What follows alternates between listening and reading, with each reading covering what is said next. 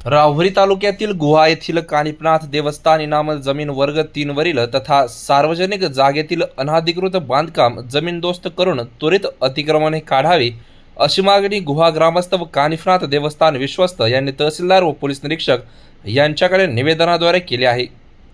याबाबत दिलेल्या निवेदनात म्हटले आहे,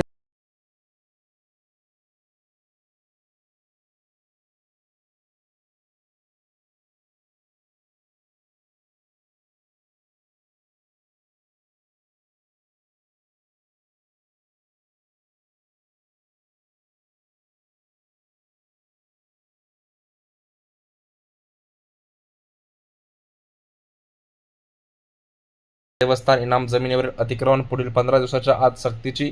कारवाई करून काढले नाही तर समस्त ग्रामस्थ गुहा व हिंदू समाज राहुरी यांच्या वतीने कान्होबा उर्फ कानिपनाथ देवस्थान गुहा या ठिकाणी आमरण उपोषणास बसण्याचा इशारा यावेळी देण्यात आला आहे।